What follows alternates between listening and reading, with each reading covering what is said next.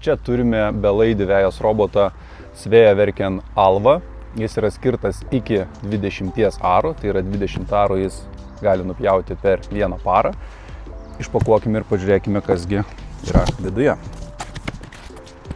Spygliai skirti geresniam pravažumui montuojami ant ratų.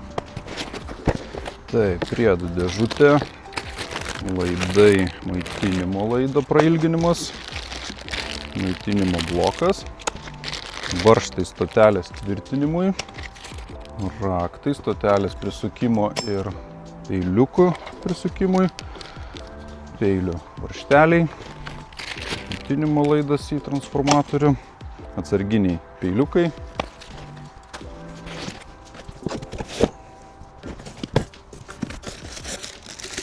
referencinė antena. Taip, referencinės antenos maitinimas, antenos tvirtinimas, maitinimo laidas referencinės antenos, referencinės antenos laikiklis, kas patogu, kad yra komplekte. Taip, ir pakrovimo stotelė. Šis robotas dirba su RTK sistema. Komplekte yra referencinė antena, kas patogu, kad jinai jau kartu yra su laikikliu, tai nereiks galvoti, kaip papildomai užmontuoti.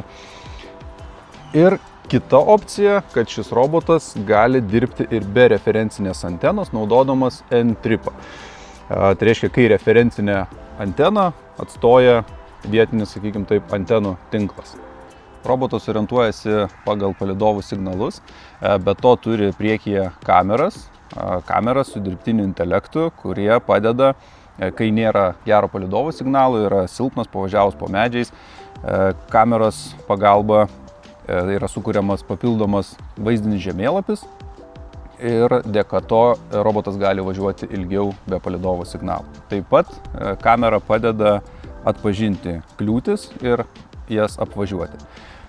Šis robotas, kaip ir dauguma vejos robotų, turi pakėlimo daviklius. Tai reiškia, kad jį pakėlus peilis išsijungia, robotas sustoja. Taip pat yra priekyje sumontuoti atsirėmimo davikliai. Pagrindė visas valdymas vyksta per telefono programėlę. Tai yra grafikų nustatymas, žemėlapio sudarimas. Čia yra tik tai minimali klaviatūra sustabdymui, paleidimui, o viskas eina per telefoną.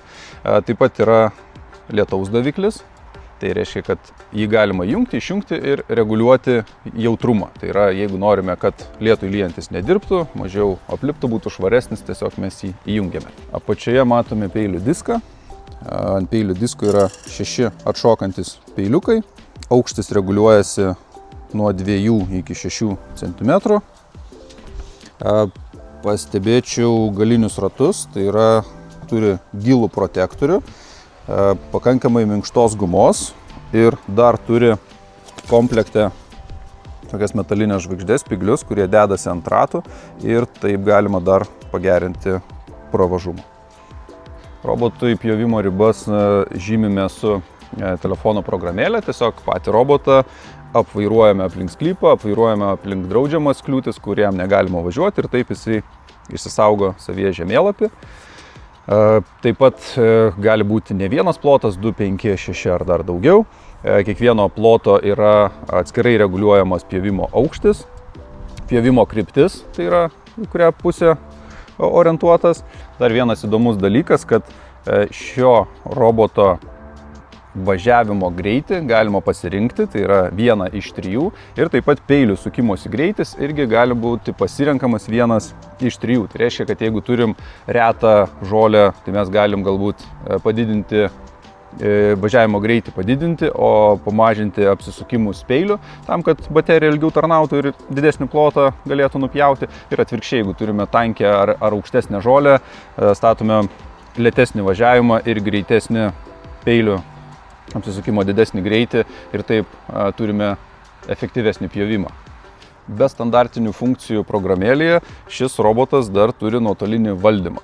Tai reiškia, kad bet kuriuo metu mes galime iš telefono tiesiogiai pasijungti, matyti vaizdą, ką mato robotas, tai yra stebėti kameros vaizdą ir netgi nuotoliu jį valdyti. Tai reiškia, kad tarkim, užstrigus ant kažkokio kupsto, galim kaip su pultu iš nuotolio tiesiog bandyti nuvažiuoti ir taip išgelbėti, kad robotas galėtų tęsti savo darbą.